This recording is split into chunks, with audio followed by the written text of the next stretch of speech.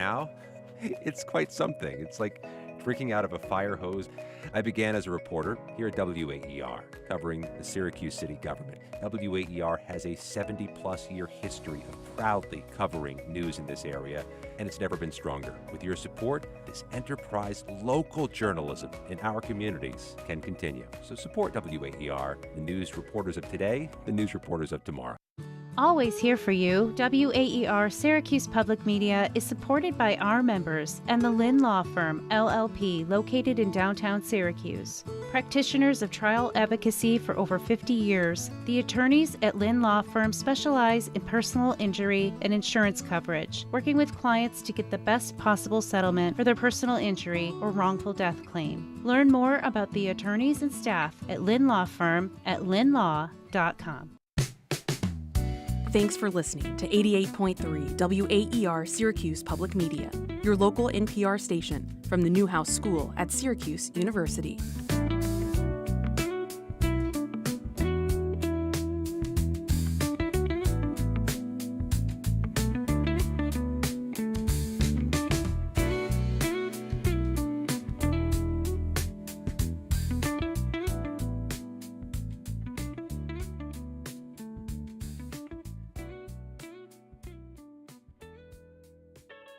SportsNite, your home for all SU sports talk.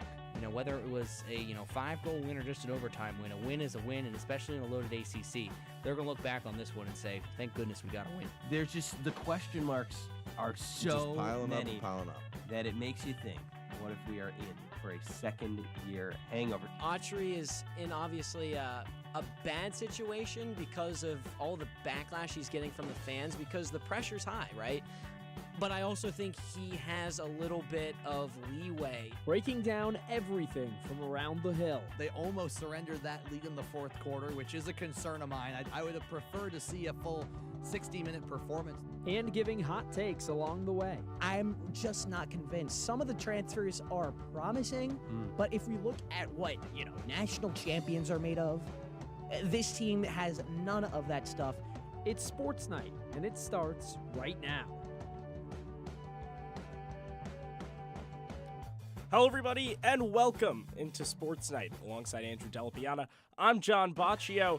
We've got you from 8 to 9 here on WAER. If you would like to call into the show, you can do so at 315-443-2011. You can also reach us on X and YouTube at WAER Sports Talk. Andrew, a pretty interesting upcoming week, and thus far, some interesting games that we've seen from Syracuse men's basketball, Syracuse women's basketball. We'll start with SU men's hoops. Later on, we'll bring on our reporter, Nathaniel Cunningham, and we'll talk some women's hoops at the tail end of the show. But let's start with the men's side of things. A bounce-back win over Mercyhurst, 76-62 on Wednesday night. But can you really call it a bounce-back, Andrew? No, you cannot at all. Because Mercyhurst, look, I would consider them pretty bottom tier of the country. They just made the jump to Division I.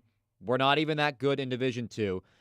And for Syracuse to only beat this team by 14, it's almost kind of like, I'd call it an embarrassment. Because the way that Hofstra game went, where, you put that one aside, you lost a basketball game, major dent in the resume, blah, blah, blah. But to then come out a couple of days later against Mercyhurst and not really have a dominant performance like we were expecting, that's where I think a lot of the frustration comes in, right? Where it's like, you lost this last game to a bad team, and now you played okay against another bad team, and it doesn't push the needle at all of if this is a good basketball team or not. No, not in the slightest. And when you look at that Lakers squad, the previous Saturday they had lost to mid-major Davidson by 30 points. And then Syracuse goes out and can't even win by a 15-point margin. I mean, it's stuff like that that really makes you question what is really the caliber of this team, right? It's taken you in so many different directions from the beginning of the season to now, where they show a lot of promise and then the Orange fall off a cliff and then they're back to showing some promise. And now we're just kind of sitting at a standstill of, okay, they just lost to Hofstra. They beat Mercyhurst by a fairly slim margin for the Orange's standards. And now you're left with this question of what now, right? And when you look a little bit deeper into that game, you have to look at the offense, because giving up 62 points is not the worst thing in the world. It's all right. It's fine. It's totally fine. It's just about on par for what they've been giving up each game this season. And I don't want to say you only scored 76. But you only scored 76, right? And I mean, it has brought up so many issues with this offense, and we've seen Nate George put up 0 against Hofstra and then had 10 against Mercyhurst, but still didn't play an overall crazy impact. It's not like J.J. Starling added too much to really thread the needle for the Orange. And I don't know, Andrew, it just seems like this offense has hit a standstill where it hasn't shown a lot of upside in recent games. And two, to build off of that, the way the execution of the offense is still a massive question mark, as well as what is the identity of the offense? Because right now, I'd really say, other than William Kyle, they're not running the offense through anybody. Like, no one looks confident with the basketball in their hands of, hey, I'm going to go downhill, I'm going to make a play, kick it out to someone in the corner, we're going to move the basketball. It's a lot of high ball screens, heavy isolation, kind of just make your own play, and hey, good luck. If we put the ball in the basket, phenomenal. If we get to the line, maybe we'll make one of them at the line. And that's really what we're watching right now. Assistant coach Alan Griffin on the Reed FCNY Construction Coaches Report prior to that game against Mercyhurst said, we're a ball screen offense, which is exactly how you could put this team. And really, there's no other way that you could say they run this. Oh, it's a 5-wide system outside of William Kyle, who plays down low. And if you have the lob there, you throw it up to him. If you don't, it's give the ball to J.J. Starling or Nate George and almost just hope he scores. And that's kind of just been the offense all season long. It'll be Kyle coming up for a ball screen, White coming up for a ball screen. Maybe Anthony has it by the scorer's table and wants one of his own. We saw that a bunch in the Hofstra game, especially down the stretch, where it would be Kai and Anthony calling for the ball. And even on that last play, got a screen, drives downhill, doesn't get the call on the layup attempt, and that was that. And it leaves up a lot of questions of where exactly do you want this offense to go? Because it kind of just seems like this is the offense that head coach Adrian Autry has instilled throughout the course of this season, and even in his first 2 years. His first year as head man, Judah Mintz was the ISO man. Last year, J.J. Starling was the ISO man, and this year, there hasn't really been a solidified number one option that you just kind of hand the ball off to and can almost certainly say they can score a decent amount of the time. Well, you have more options, though, this year. That's where I think we're getting kind of lost in the weeds of, like, who is actually on this basketball team. Because if you look at that team 2 years ago, Judah Mintz was kind of like the only guy. Maybe Jesse Edwards, too, down low. Then last year, J.J. Starling and Jaquan Carlos were your guards. Like, who are we going to give the basketball to in the final 5 minutes? Jaquan Carlos or J.J. Starling? That's a pretty easy answer. But now that you have an established point guard in that offense, there should be more playmaking abilities for a guy like Nate George, because he does have better options around him than maybe an Eddie Lampkin or even a Chris Bell, who continue to struggle in the back half of the year. And Chris Bell's doing phenomenal at Cal, by the way. I think he's knocking down like 3 threes a game now. Basically a 50-40-90 club member. Yeah. So that just tells you it's not like players are just magically getting bad at offense when they come to Syracuse. There is a specific set that Syracuse is not running that other teams just have figured out of constructed offenses that are just working more in their favor. And when you look at, this is all just kind of talking the X's and O's of it. It's quantified in their stats so far this season, though. Second to last in the ACC in scoring offense, just under 73 points per game. 12th in field goal percentage out of 18 teams. Second to last in three-point percentage. Worst in the ACC and worst in the nation in free throw percentage at just under 60 from the line. All of these kind of culminate to make you say this is just objectively been a bad offensive year. And I don't know exactly how you fix it, but from an outsider standpoint, it kind of seems like this has been a massive struggle. However, to head coach Adrian Autry, it seemingly hasn't been. And so we'll take it to what Coach Autry has said about his offense after the last game, where he seemingly thinks it's fine. There's nothing wrong with our offense. We shoot, 46, 47% from the 2-point. Right, from the 3, we're probably around 31, 32, maybe a little bit better, right? We have a great balance offensively, all right? The one thing, the place that we have had some issues and struggles with has been the free throw line, right? That's improving, right? That's improving. But we're getting the shots that we want. We're putting pressure on the rim. We get to the free throw line about 22 times a game because we got guys that can put pressure on the rim. We left some points out there because of our free throw shooting. If we didn't leave those points out there, do you know what we'd be doing? We'd be averaging almost 80 points. I mean, if that doesn't say the There's whole story, no problems with the offense. There's none. There's none, Andrew. Did you think there was any? Oh, No, boy. there's none. And boy. He talks about how the free throw shooting has improved.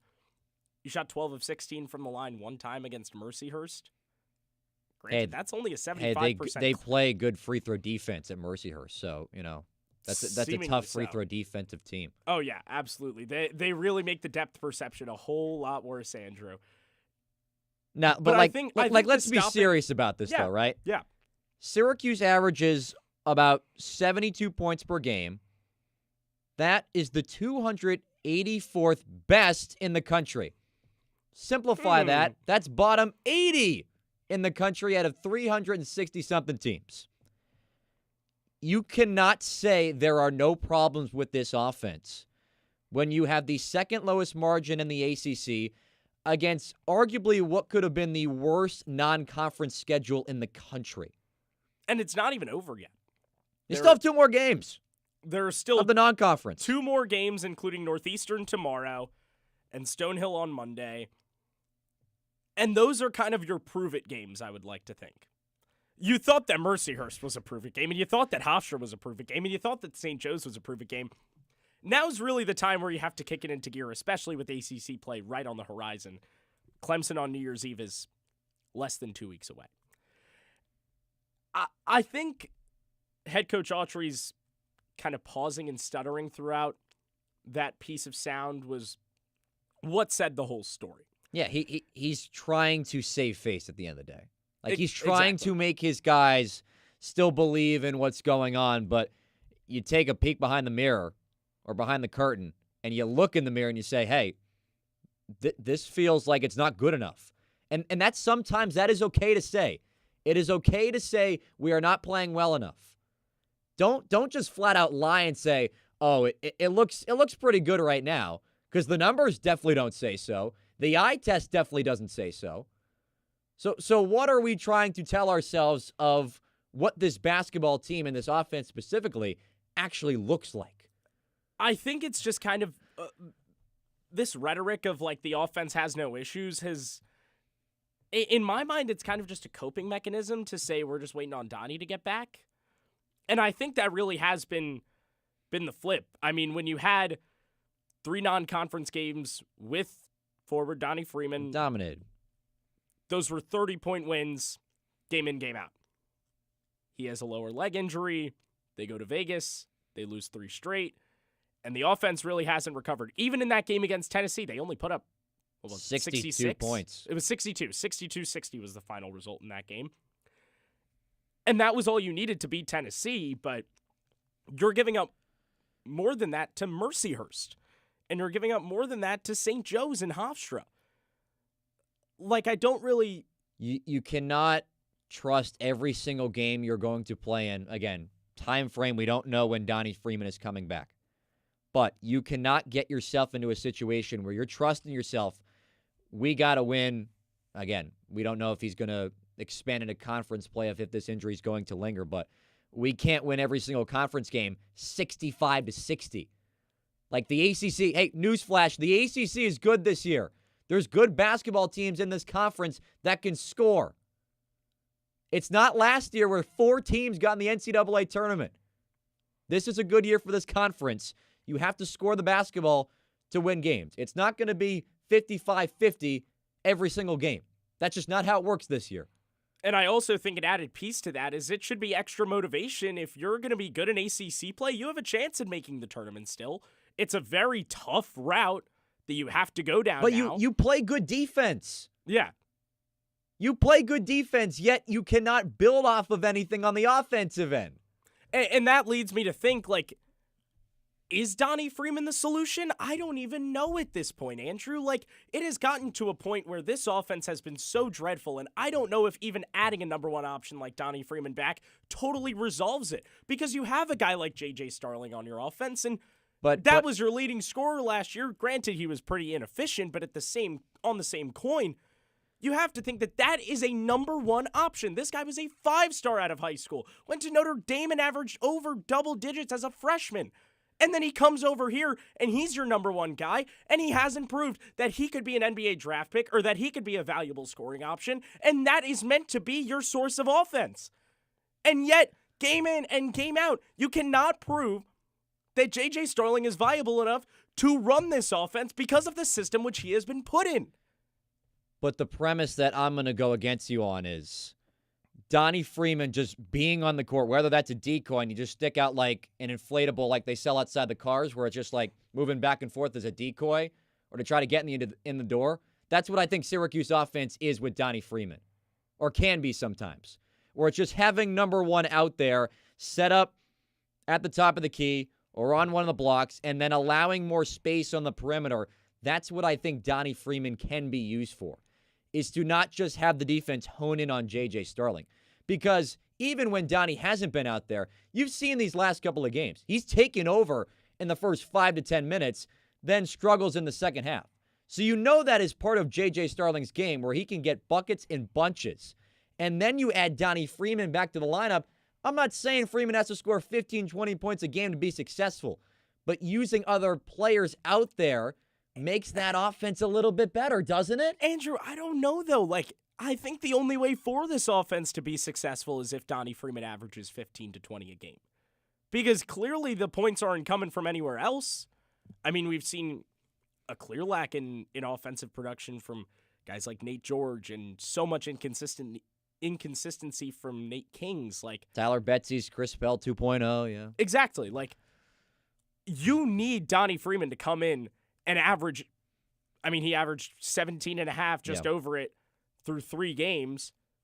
That is the only way that you're going to win in conference play, is if you add a piece like Donnie Freeman back to the lineup and he gives you valuable scoring production. Because we know that this offensive system will not change. Of course not. It's I mean, inevitable. We're what, 11, 12 games in? It's Not even 11, 12 games in. We are 40 games in at this point, 50 games of Adrian Autry, and we know exactly what he brings to the table on offense. We see it game in and game out, season in, season out.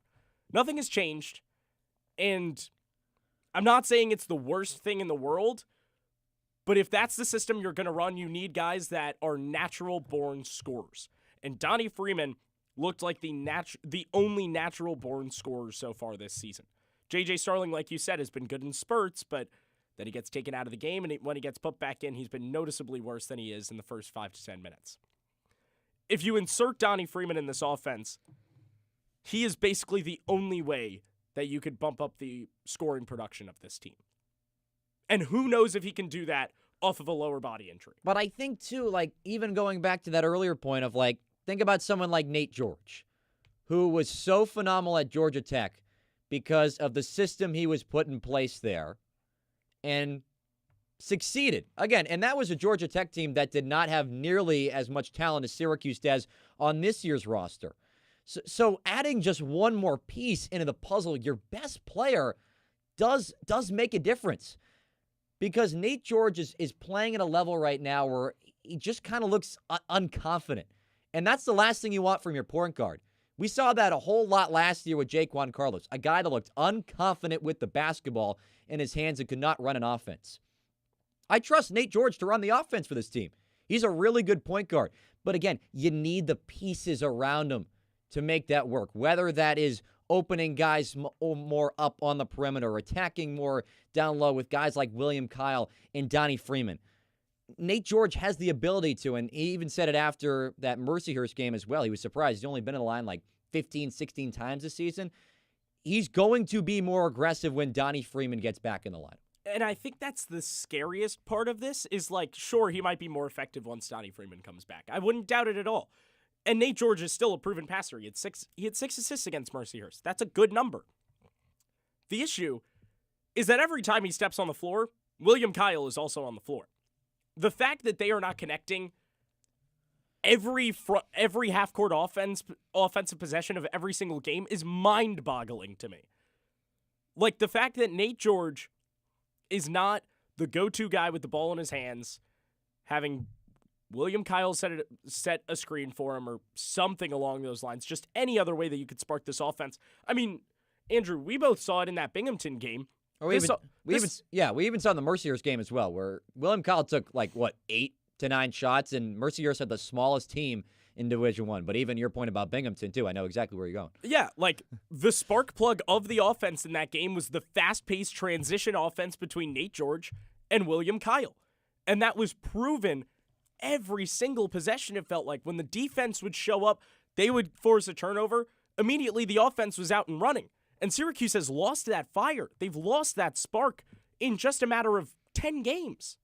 And Kyan Anthony said this, too, after that Mercyhurst game, where they've been struggling with this energy in practice as well. And, they don't always show these, the level 5 spurts, if you will. And that's kind of concerning, too, because that makes me think there is a deeper issue in that consistency of energy and intensity, where we've seen it before in games. Where'd it go? It's there. The question is, where'd it go?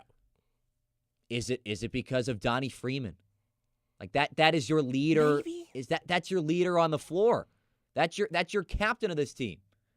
Not necessarily with the C on his chest. That's more of a thing on the ice, but sure. Yeah. But at the same time, you can't rely heavily on one player to just go, all right, all of our problems are fixed because that guy's in the line. I mean, this isn't LeBron James walking through the door.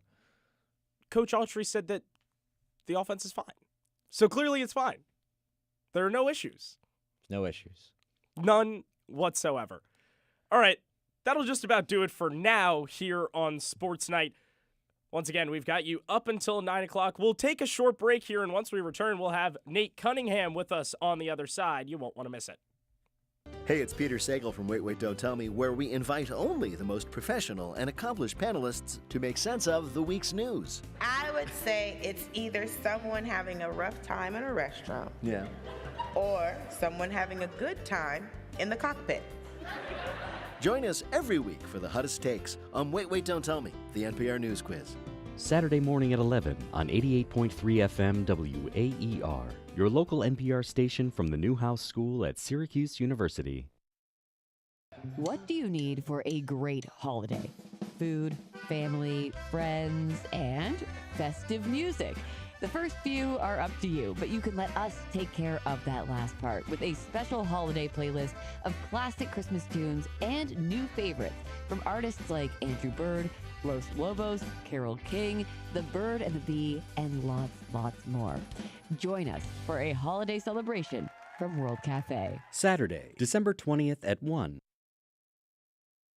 There is a one-stop listen for everything Syracuse athletics. Syracuse men's lacrosse had arguably maybe Gary Gates' best weekend ever as head coach. The Ostrom Avenue podcast provides unique opinions plus exciting interviews from industry experts. The voice of Syracuse men's lacrosse and Syracuse women's basketball as well. Tim Leonard, Javon Edmonds of Syracuse.com. Check out weekly episodes and listen at WAER.org or wherever you get your podcasts.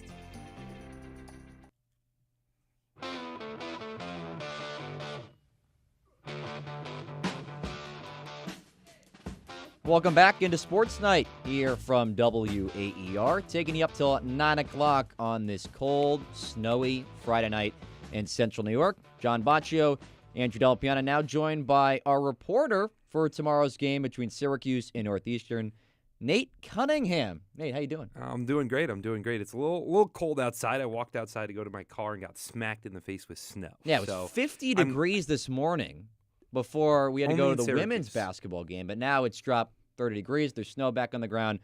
We're back to some Syracuse weather. All right, I know you wanted to jump in about this conversation we had about Donnie Freeman, and we were talking about a whole lot in the last segment. If you want to join in the conversation, please do so. 315-443-2011, and don't forget to interact with us on X and YouTube at WAER Sports Talk. We've been going back and forth a whole lot about Donnie Freeman. I want to give you the floor right now for a quick comment. Firstly, I think it's important to note Kyan Anthony, who's been known to do this a lot, kind of spilled the beans a little bit after Mercyhurst and expressed that Donnie Freeman's dealing with an Achilles injury, right? That's the reason he hasn't been played. But obviously it's not an Achilles tear. Otherwise, he'd be out for the year. So I think there needs to be some precaution when it comes towards advancing with Donnie, right? Because as you guys have discussed, he is undoubtedly the best player on the team. I think that's not close to being argued. So when the conversation is March Madness with how good defensively this team has been, I don't think you can rush his recovery back to the floor. With that being said, is he an X factor? Absolutely. Is he the X factor? Absolutely not. This is an offense that time and time again this season has proven it cannot play in the second half. This is a team that against Houston really struggled in that second half, snuck out into overtime, and then fumbled in overtime. This is a team that had a lead against Kansas and then fumbled it in the second half. This is a team that had a 1-point game against Iowa State and got blown out by 30. This is a team that could barely claw onto Tennessee. This is a team that allowed Hofstra to go on a 19-4 run in the second half.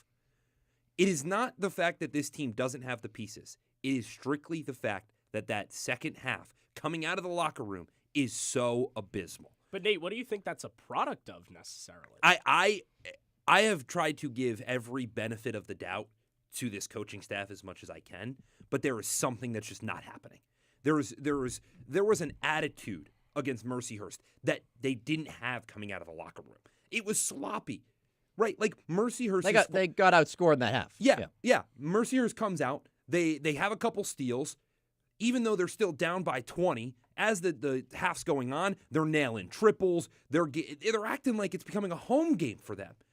You have the Dome. You have 15,000 people in here, right? You have the biggest stadium in college basketball. You've got no reason. You have arguably a top 20 defense in the nation, and that's how you're playing in the second half? I don't care if Solvay High School pulled up down the road. They're good this year. Oh, are they? Actually, I don't know if that's true. You have to perform in the second half. Basketball is played over 40 minutes, and this is a team that only can play 20 of them. So I get it. The conversation about Donnie Freeman, I think it's an important one to have, and I think that if he's not back for the start of ACC play, this season is going to go awry really quick. However, there are significantly more larger things on the pecking order than just getting Donnie Freeman back, in my opinion. So what would be the pecking order in that? The pecking order is find an offense. Like, I know you guys discussed it a little bit. This is a team, I've never seen a team run a 4-out, 1-in motion offense like Syracuse does. For the last 3 years, you saw it a lot with Eddie Lampkin last year. Same thing with Malik Brown. Yeah, but he could work from the outside a little bit more, but it wasn't a substantial amount. But your centers shouldn't be your best playmakers. But Malik Brown also at the same time wasn't a post player. I wouldn't make the argument that Malik Brown's taking the ball back to the basket, putting it on the deck 2 times, shimmy shake, and putting in a 8-footer. William Kyle and Eddie Lampkin were doing that. I still don't truly see William Kyle as a post player. He's a 6'9" forward. He's a lob threat. His post moves aren't the craziest thing you'll ever see. He's not a guy that I would trust late in a game to get the ball down low and score for me. Sure, but I think at the same time I'm taking William Kyle in a one-on-one matchup. I mean, there's not many people, at least in the ACC, that I'm thinking about that I would take over him. In pure terms of shot creation, though, William Kyle does not have that edge for me that a Donnie Freeman or a J.J. Starling if you're playing ever have. If you're playing King of the Hill, I'm taking Donnie Freeman to take. Of course, but I'm saying if we've got a one-on-one, if I've got to dump it down to William Kyle and give him the paint and in, really 15 feet and in, name me a center or a forward that I think he can get to the rim. Whether or not he's going to finish it, that's another conversation. But like, well, that's the whole point. But that creates. How offense. are you going to trust that if he can't finish? Because again, it's the same idea that like if I'm a forward, right? Like this is the X's and O's quite literally of basketball. If I'm a forward that can attract another defender, I've done my job, right? Because this is a progression, and you see it a lot with Syracuse women's basketball. They do a great job at it. They dump the ball to Uche Azoje, who sits there, makes her first couple layups, teams double team her, and then she just kicks the ball, and they just start letting it fly. Like, this is an offense that has the skill set to do that. Nathan George shoots the three a lot better than I think a lot of people thought. Nate Kings has been really quiet, but at some point, this dude is going to start connecting. There's no guarantee of that. You saw it against Tennessee for one half. And that has been but that's his mantra, though, is the guy can shoot. That's the whole reason you brought him over here. Yeah, and he hasn't really done it. They've played 10 games. Yeah, I get it. He's under 30% right now. But we're looking at a pretty small sample size. That answers your question. But at the but at the same time, you're also... And he's only even close to that mark because of that Tennessee game. That's the only reason. Yeah, well, what happens when you hit 5 threes? That's one game. How are you going to take the sample size of one game and say this guy's going to turn it on and he's going to be a really good three-point shooter? There is no guarantee of that. The dude shot None 44% last year. Awesome. He's at Syracuse now where he's shooting sub-30 through almost 15 games. John, have you ever heard the saying, history repeats itself? It's going to happen. When? I don't know if it's going to happen in the ACC tournament and he shoots 22% from the three the rest of the year, but it is going to happen. He's just got to stop fading away on every single three-pointer. Who's going to tell him to do that, though? Maybe Tyler Betsy. 11 games? I don't know. Maybe we should. Maybe you know, listening, you should. Like, I don't think I want to do that. I think this is a team that can formulate that offense through the paint. They did it last year. I agree with what you guys are saying, too. Like, should Nate George be the one to organize the offense? Yes. Has he been organizing the offense? Yes.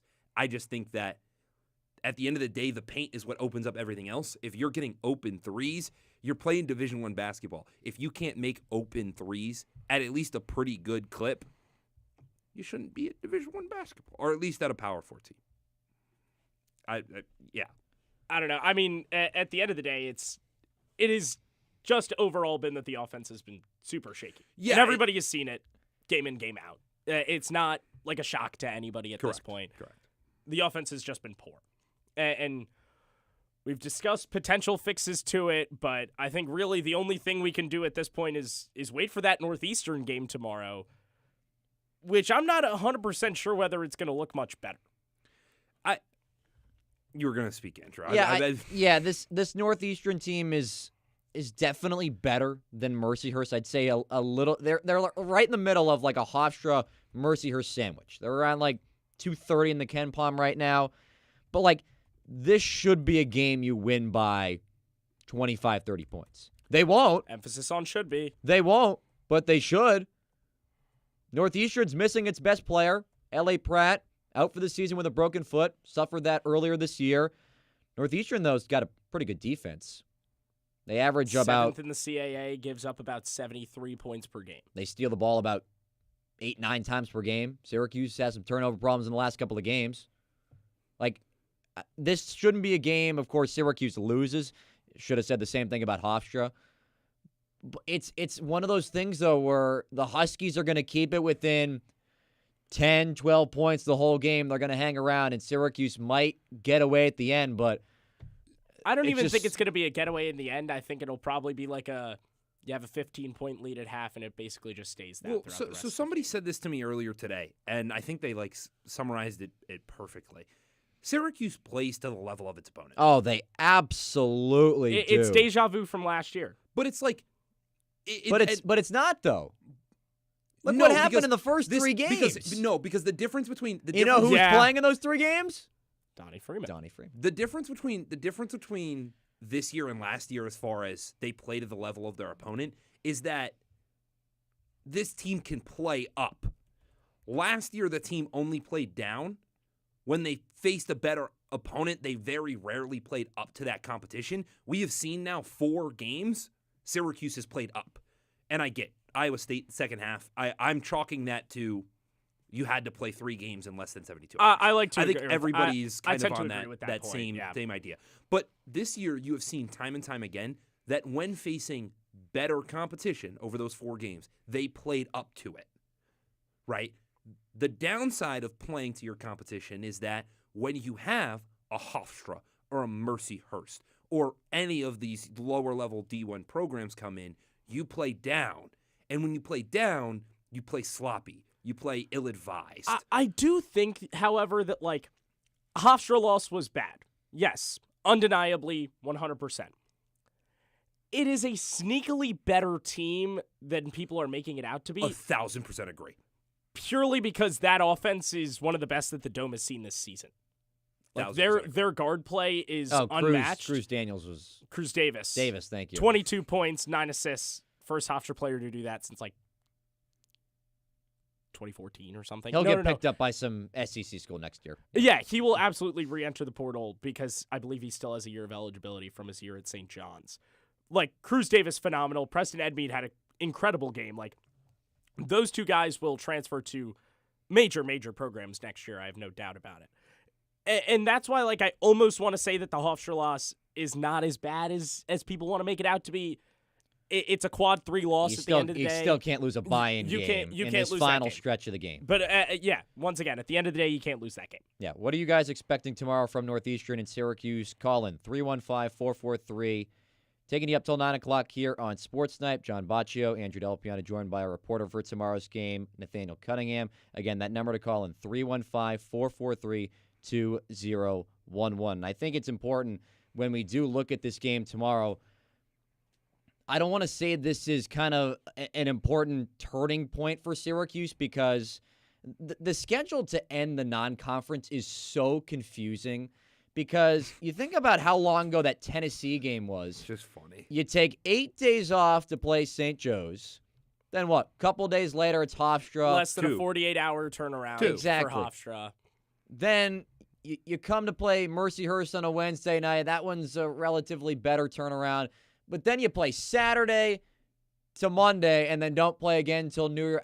That's the part I'm still scratching my head. This is also kind of always how these winter break games go, though. Well, they've never been this bad, though. It's this is outrageous. It's definitely weird, but there's always been bigger breaks in between games when school's out of session. Yeah, but you can't have 8 or 9 days though before you start conference play. I mean, you're just setting yourself up for failure. Yeah, you have 4 days, especially off, when your last off. opponent going into Clemson is Stonehill. Yeah, one of the bottom 20 teams in the country. Well, I mean, look at what happened between. What was it? It was Tennessee and St. Joe's. Like, that team came out flat. Right? That old conversation of rest versus rust. I am a big fan of, like, the way that the conference schedule is. You play Tuesday, you play Saturday. You play Tuesday, you play Saturday. And you just get in a rhythm. And you just get that's in a how rhythm. It works. Your body, like, yeah. If you're scheduling, I get it. It's not going to work like that, especially through the non-con. But get me as close to that as possible. Give me a Friday or a Sunday. Like, anything outside of Friday, Sunday, or that Saturday matchup, and then maybe Monday, Tuesday. I wouldn't even think about Wednesday as an option. You're just doing a disservice to the players at that point. How? For setting yourself up for the conference? No. I'm saying you're doing a disservice to the players by scheduling it that way. Oh, okay. Yeah. I'm agreeing. All right. Okay. Yeah. No. We were on the same wavelength. Yeah. Okay. Let me be clear on that one. I'm saying you're doing a disservice to the players by making the schedule so funky in the way that, like, once conference play hits, it's going to be right back on track. But for now, it's just like, all right, we're going to play on a Monday and a Wednesday and a Saturday and maybe a Thursday every now and again. Like, and it makes no sense. It makes no sense. And then if you really want to, like, throw a nice little wrinkle into it, they play Clemson on New Year's Eve, and then they have 6 days off before they take Georgia Tech. Yeah. And You've also got, I believe, 3 more 9 p.m. tips in there. You've already had 2 9 p.m. tips. We saw it up in the last 2 9 p.m. 9 My p.m. goodness. tips. Will be the death of this team. Why? Like St. Joe's and Monmouth. My goodness. 5-point win over Monmouth, an 8-point result over St. Joe's. I don't know about you guys, but, like, by about 9:30, I'm in bed. You want me to get up and play a 2-hour basketball game at 9 p.m.? I've seen your runs in the gym. You stay up late, get that work in. That I used to. Okay, Oh, okay. Right now we're throwing on some Real Housewives and we're hitting the deck, right? Like we're trying to relax with some reality TV. Like Definitely one method you could take for sure. For sure. But the scheduling is just you already have your back against the wall. There's already a lot of conversations. Like this team has been dealt. I think that's another thing, and I'm not a fan of excuses. But this team is dealt with a lot. And we're not even into conference play. The fact that the schedule isn't the way that it is, your best. I mean, player they make gets they make the schedule, don't they? Sure, they make the schedule. They shot themselves in their own foot. They shot themselves in their own foot. Make it. I'm not 100% sure. I think. I mean, you would schedule the games in the Dome based on the women's games. I mean, I as wonder well. if I'm lacrosse makes it. You make the schedule. Oh. Thanks, John. Thanks, John. No worries. But yeah, and then your best player goes out. J.J. Starling missed a couple of games. You get 30-pieced by Iowa State in Vegas, and you lose to Hofstra. Like this has been a brutal month and a half. Again, not an excuse for what this team should be, but I am also trying to give them some slack, if you will. That's like, hey, do what you can. This year, as far as I'm concerned, already a success. Really? Yes. Like I don't need to see. I think this team is. So this team could go 5-13 in conference play and call it a success? Yeah. How? I think this team with the talent on this team compared to the last couple of years.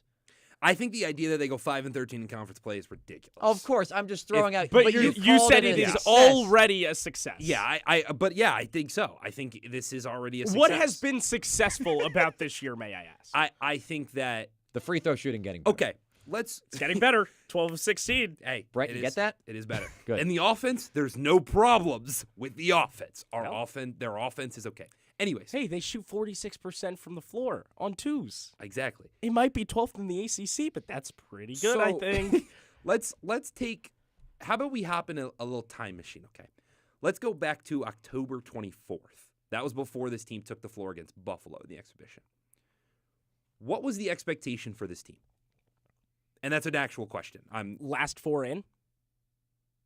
That was your expectation coming into the year. That should be the expectation. The fact that your expectations are anything less is sad. Just because John Wildhack and Adrian Autry say, "Oh, this should be a tournament team," doesn't necessarily make you think it should be. I'm not going based off that. I'm going, okay, you look at the talent on this roster, you look at the recruiting that Coach Autry has done, which he's done a phenomenal job. He's brought in good recruits. He had a pretty solid transfer class on paper. You looked at this team coming into the year and you said, on paper, just looking at talent, this is a tournament level team. No one could have. That should be the expectation. No one could have imagined that William Kyle looked this good. No one could have imagined that Sadiq White would have filled Donnie Freeman's shoes. Nobody could have imagined. He was a top 10 recruit in the country. You absolutely could have imagined that.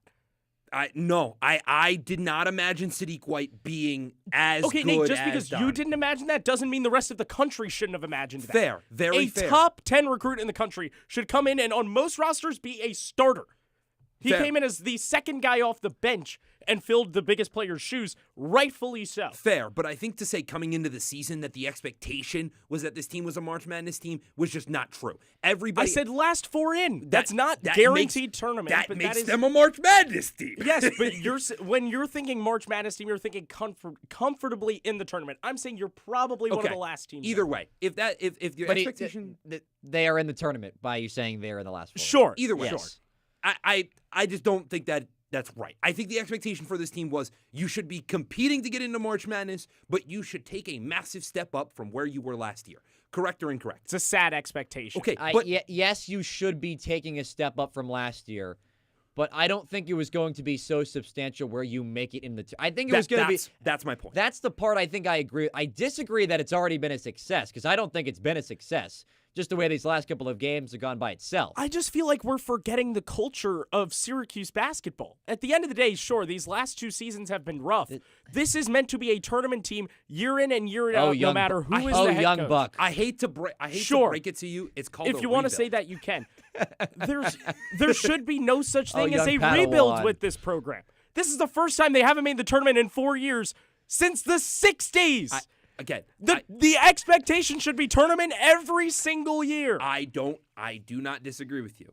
The point that I'm making is that coming into the season, The expectation was make a massive step forward and compete to at least look like you can get into March Madness.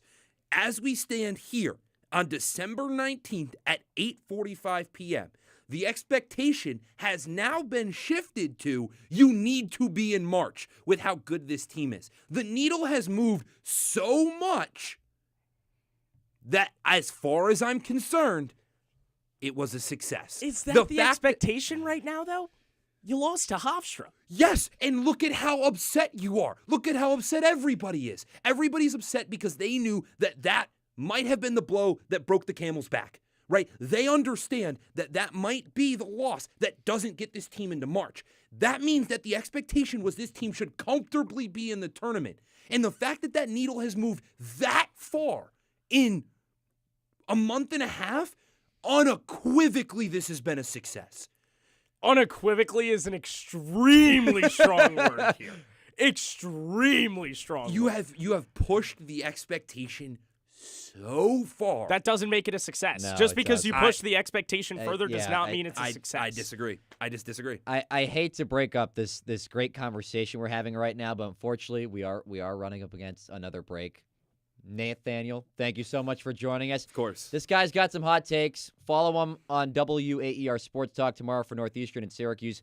Gets going at 4 o'clock. I bet he'll have a whole lot to say on the double overtime with, hey, I wonder who's on that tomorrow. Oh, that's us. So, so this conversation most likely will continue in it tomorrow. But again, Nate, thanks so much for joining us. Of course. Happy to be here. We'll take one more break here on Sports Night, then close up shop after a short break. WAER's weekly e-newsletter is back, and it's keeping you in the loop. Get the week's top news, Syracuse sports, new podcast drops, and events happening around Central New York all in one quick read. Subscribe to get this week's top stories, new podcast episodes, and more in one convenient place sent every Friday. WAER's weekly e-newsletter, In the Loop, is sent straight to your inbox every Friday. Sign up to receive our refreshed and redesigned e-newsletter, In the Loop. Stay informed, stay connected, and stay in the loop on WAER.org. There's a surprising guest on Pentatonic's new holiday album. Got my love to keep me warm. Got my love to keep me warm. There's a vocal of Frank Sinatra singing that hasn't been heard. It's not every day you get an opportunity to sing with one of the most iconic vocalists of all time. Saturday and Weekend Edition from NPR News. What do I care? Saturday morning from 8 to 10 on WAER. Delve into the rich tapestry of acoustic-led folk, roots, and Americana music here on 88.3 FM WAER.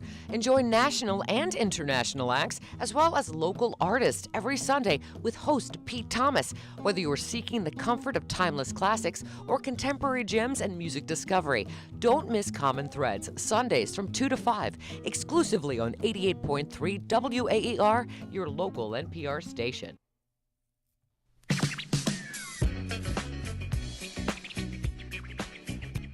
Welcome back into Sports Night. Andrew Delapiana, John Baccio here with you. Just about 15 minutes left until we close up shop here on WAER. You could call us in at 315-443-2011 if you want to talk a little Syracuse women's hoops with us.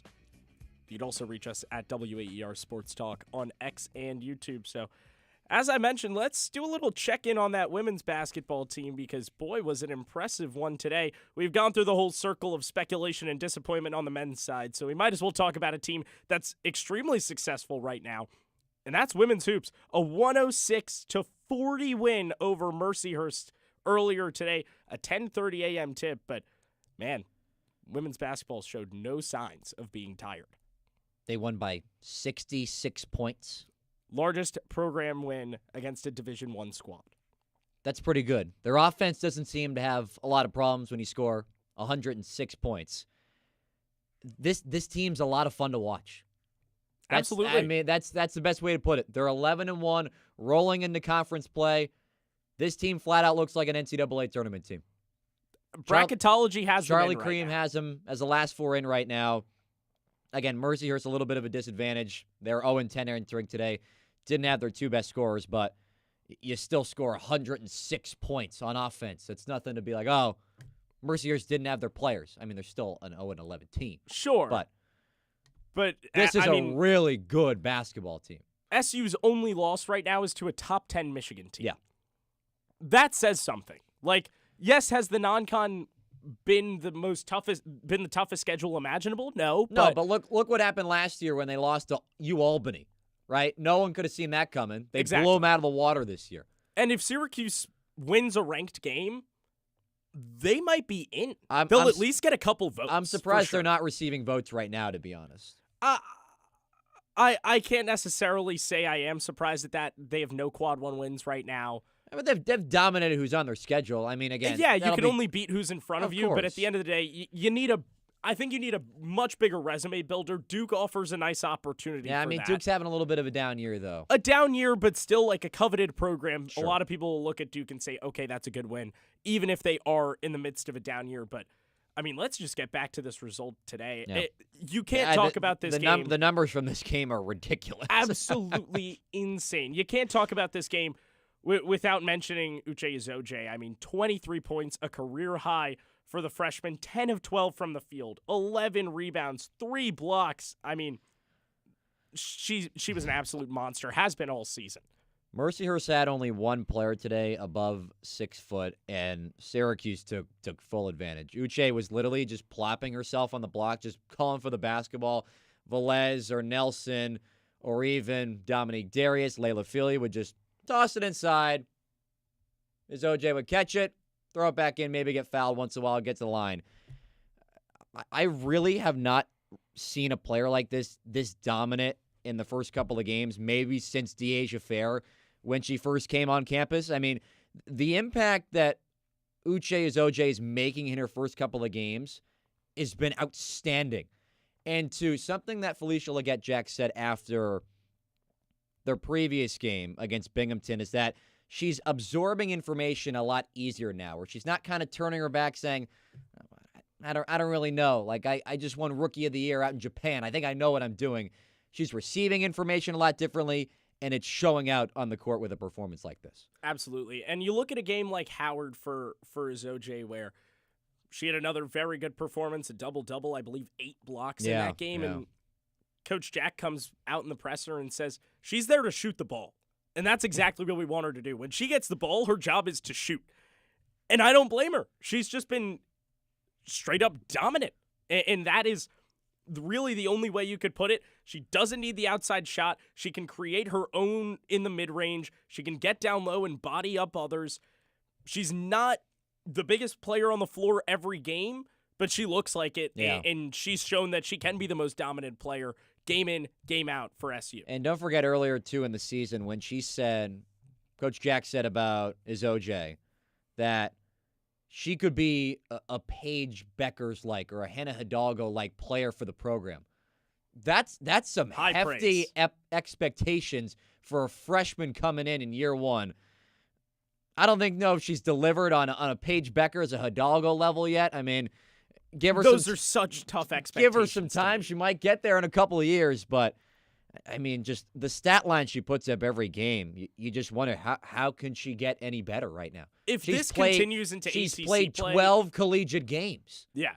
If this continues into ACC play, I mean, she is the cornerstone for Syracuse for the next 4 years. Yeah. Without a doubt, in my mind, in the mind of many. I think what you really have to look at in this game, though, is just the whole team perspective of it. Mm-hmm. Each and every player contributed in a huge way. 14 different players touched the floor. Only 2 of them didn't score in this one. You had, let's count them, 1, 2, 3, 4, 5 different players in double digits in points. Kira Scott, first career double-double, 10 points, 10 boards. Same thing. I mean, you saw Maddie Potts, a season-high 11 knocked points. Down a couple threes. 3 of 5 from deep. I mean, this team made 46 field goals on 78 attempts. Good for a 59% clip from the field. They shot 70% in the first quarter. Yep. 70%. And they were almost at a nearly 45% clip from deep. Sure, they shot 7 of 13 And from the line only of thing kicks. that they did wrong today, John, the only thing that they got wrong, they did not get to 67 for school day. I mean, just brutal. Those kids were so frustrated, and I don't blame them. There was over 10,000 in attendance today. Second most in program history. Very impressive. An incredible but they day. I mean, didn't get the job done for them. And unfortunately, Coach Jack said it after the game, took the microphone, had to get that moment in there. But her players, they were itching for it, and they couldn't deliver. That was the worst part of the game, really. Dominique Darius sold. And when she admitted after in the press conference, she's like, yeah, guys, hand up on me. I got to know better than that. It is insane to me that that's becoming this big of a deal. But we will move along from the 6-7 talk. The defense was also phenomenal in this one for for Syracuse. They held the Lakers to 25% shooting from the field. Well, they make 15 shots the whole game. 15 of 61. My God. And from deep, 6 for 33, good for less than 20%. And it was tough, too, with Lena Waltz and Jana Van Schaik, the two leading scorers, out for that game. But Sophia Wilson, the freshman, she was going to be the focal point of that offense entering today. Got locked up. 0 for 11, 0 for 12. 0 of 11, 0 for 7 from deep. Just 2 points on the night. I mean, Philia was just making life so difficult for her. Anytime she touched the basketball, right up in her grill at the top of the key. She didn't stand a chance. And I think, honestly, like, Uche Azoje has been phenomenal for Syracuse all year, but the guard play has been so good because almost every single one of them can contribute in a big way night in, night out.